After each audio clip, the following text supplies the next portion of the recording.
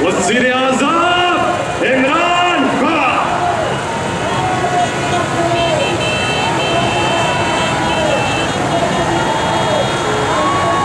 बिस्मिल्लाहिर्रहमानिर्रहीम।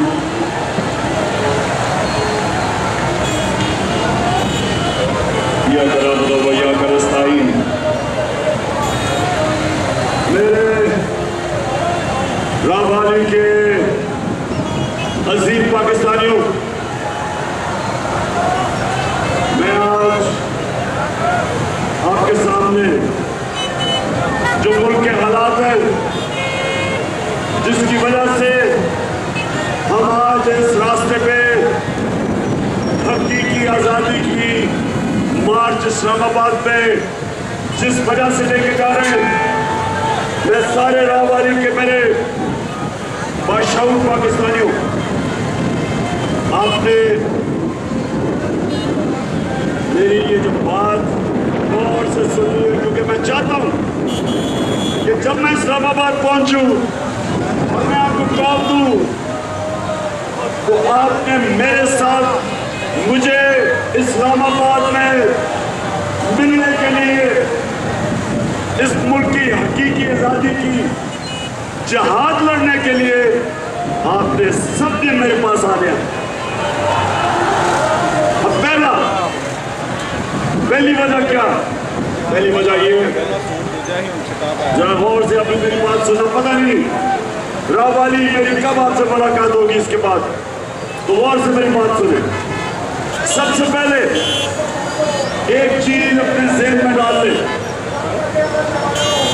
कि जब तक एक माशरे के अंदर इंसाफ नहीं होता, वहां खुशहाली नहीं आती। ये ज़हनों में डाल लो कि इंसाफ का मतलब क्या? कि सारे शहरी कानून के सामने एक बराबर होते हैं। ताकतवर और कमजोर के लिए कानून होता है, इसको इंसाफ कहते हैं। पहले समझ है इंसाफ क्या होता है। इंसाफ का मतलब हर शहरी के जो हुकूक होते हैं उस मुल्क की अदालतें हिफाजत करती। और मेरे नबी सल्लल्लाहु अलैहि वसल्लम ने मदीना में जब वो हिजरत करके गए मदीना, वो मुसलमान गरीब थे, बुरे हालात थे, उसको नीचे कर दो, बुरे हालात थे। लेकिन मेरे नबी सल्लल्लाहु अलैहि वसल्लम ने सबसे पहले अदल और इंसाफ कायम किया। खुशहाली बाद में आई, पहले इंसाफ आया।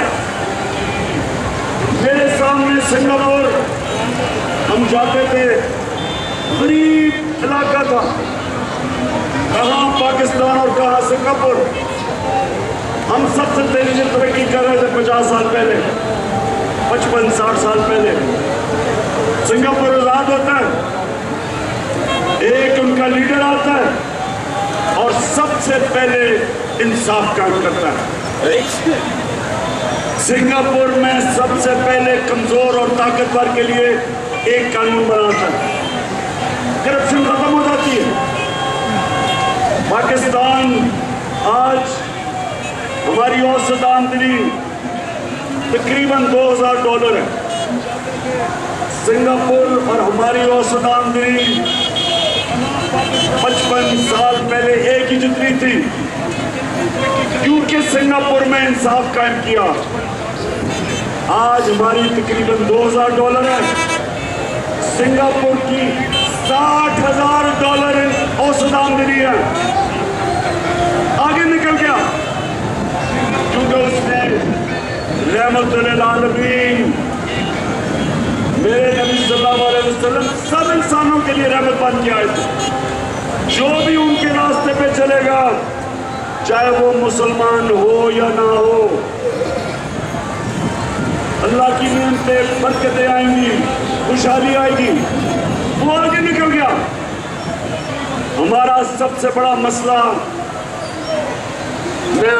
अपने नौजवान को बताना चाहता हूँ, सबसे बड़ा मसला ये है कि इंसाफ नहीं है। छोटा चोर चोरी करके जेल में और बड़ा डाकू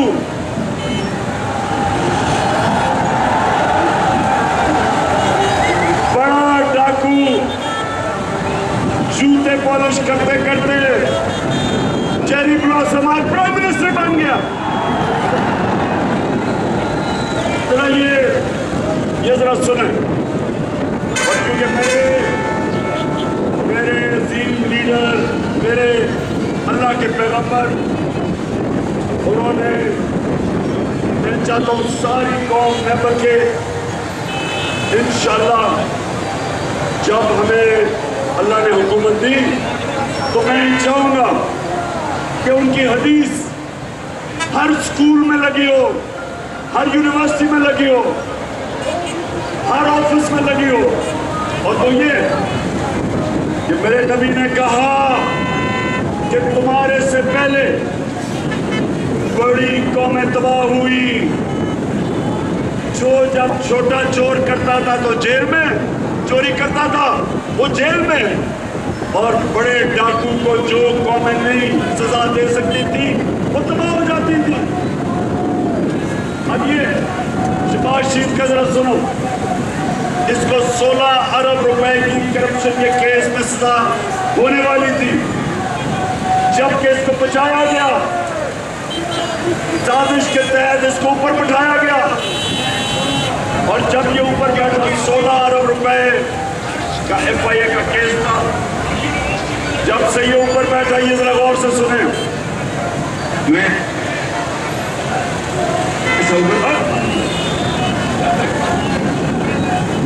सुने जा। सबसे पहले चार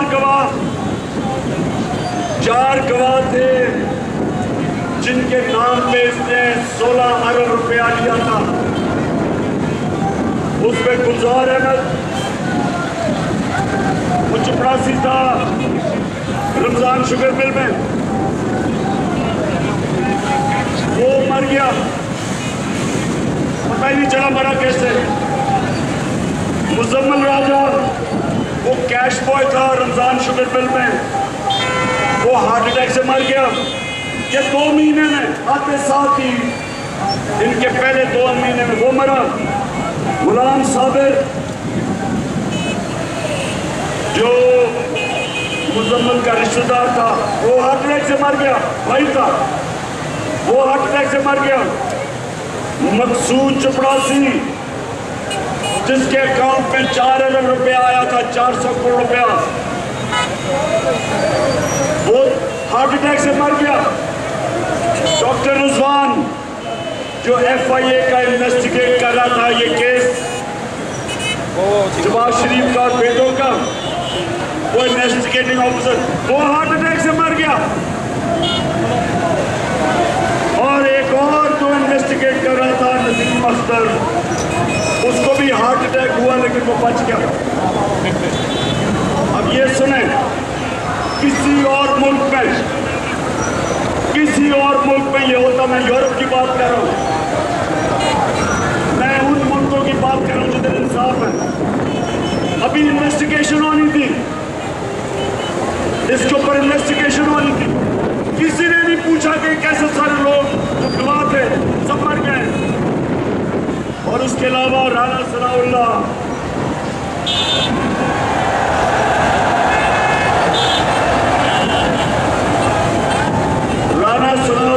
का एक ऑफिसर करप्शन में इन्वेस्टिगेट कर रहा था, उसका नाम था इमरान रजा। पता चला कि वो खुदकुशी उसने कर दी है, कोई इन्वेस्टिगेट नहीं हुआ। मैं ये आपके सामने क्यों कह रहा हूं कि कभी भी हमारा मुल्क तरक्की नहीं कर सकता जब तक यहाँ इंसाफ ना हो, जब तक ताकतवर को कानून के नीचे ना लेके आए। मैंने 3.5 साल जो मैं इक़्तिदार में था, पूरी कोशिश की कि बड़े बड़े इस मुल्क के जो मुजरिम और डाकू जो 30 साल से इस मुल्क को लूट रहे थे, मैंने पूरी कोशिश की कि किसी तरह इनको सजा हो। लेकिन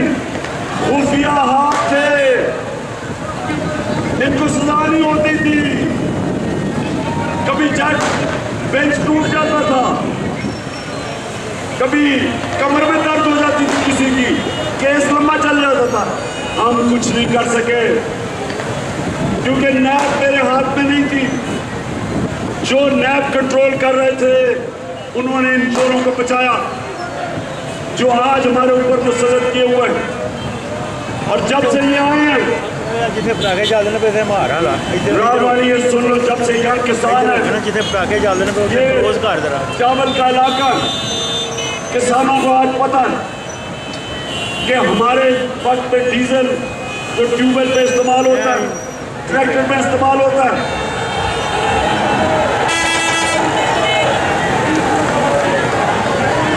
सॉरी मैं गलत से कह गया, फजल रहमान जो इस्तेमाल होता है इन सारी चीजों में, 150 रुपए लीटर कीमत थी फजल रहमान की जब हम थे 6 महीने पहले। आज 236 रुपए पे फसल की कीमत ऊपर चली गई है। पेट्रोल वो भी 150 रुपए लीटर। तो ये जो सारी महंगाई हुई है ये जब से चोर ऊपर मुसल्लत किए गए। बिजली के बिल जो लोगों के पास आ रहे हैं, सबको सवाल पूछना चाहिए कि कौन सी क़यामत आई 6 महीने में कि सारी चीजें महंगी हो गई। 50 साल में सबसे ज्यादा महंगाई हुई। तो आगे जाके मैंने ये सवाल करने हैं कि कौन है इसका जिम्मेदार। किसने ये किया कि इन चोरों को ऊपर बिठा दिया और इनके सारे केसेस खत्म होने शुरू हो गए, एनआरओ मिलना शुरू हो गया, मरियम भी बरी हो गई, मरियम का पापा तैयारी कर रहा आने की, शहबाज शरीफ के भी केस खत्म हो गए, हमजा शरीफ के केस भी खत्म हो गए, और वो इस मुल्क की सबसे बड़ी बीमारी सरदारी, उसके भी केस खत्म होने शुरू हो गए। अब इन्होंने कानून ऐसा बना दिए, राहवाली के नौजवानों ये समझ लो, कानून अब ये है कि सिर्फ छोटा चोर पकड़ा जाएगा आपसे। अगर मैं बड़ा डाका मारता हूं और मैं मुल्क से पैसे बाहर भिजवा देता हूं, कोई पाकिस्तान का कानून अब मुझे नहीं पकड़ेगा। इन्होंने आके नया कानून बनाया, इन्होंने कानून अब ऐसे बना दिए कि सिर्फ छोटे चोर पकड़े जाएंगे। तो इसलिए इंसाफ के लिए हम सब आज इस्लामाबाद रवाना है, क्योंकि ये कौम मोहम्मद मुस्तफा सल्लल्लाहु अलैहि वसल्लम की उम्मत है। दुनिया के अजीम तरीन लीडर की हम उम्मत है। हम भेड़ बकरियां नहीं है, हम गाय भैंसे नहीं है कि आप लाठी मार के कंप्यूटर मोड़ दे, कंप्यूटर मोड़ दे। आज उन्हें कहे, कल कहते थे चोर है, आज कहते हैं कि जी वो एनआरओ दे दिया, अब साहब पाक हो गए। मुशर्रफ ने इनको चोर कहा था, इनको पर केसेस किए, उसने फिर एनआरओ दे दिया। ये कौम, नौजवानों सब तैयार हो जाओ। अगर कौम अपने हकूक के लिए नहीं खड़ी होती, उनको जानवरों की तरह रखा जाता है। जानवरों की कोई हुकूक नहीं होते। जानवरों के जंगल के कानून में इंसाफ नहीं होता, जानवरों के माशरे में इंसाफ नहीं होता, इंसानों के माशरे में इंसाफ होता है। और हम ये इंसाफ जिससे हम आज़ादी चाहते हैं, अपनी हकीकी आज़ादी, उसके लिए निकले हैं। आपने सबने मेरे साथ देना है। और मैं आप सबके सामने आखिर में ये कहता हूँ कि मेरी नज़र में इससे बेहतर है कि इंसान मर जाए बजाय गुलामी किसी की करे। मैं मियां तारिक तुम्हारा भी शुक्रिया अदा कर रहा हूँ और जमाल नासिर आपका भी। जो आपने मेहनत की। और मैं आप सबसे आखिर में हल्फ लूंगा, हाथ खड़ा करके आपने मेरे साथ हल्फ ले लो। मैं यहाँ से पढ़ूंगा, आप रिपीट करना, हाथ ऊपर पीछे तक। बिस्मिल्लाहिर्रहमानिर्रहीम।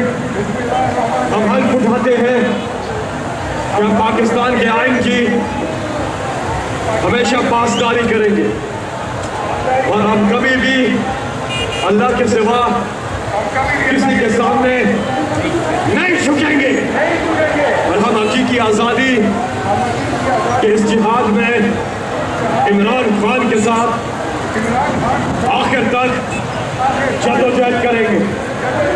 अल्लाह हम सबका हामी नासिर हो। आमीन।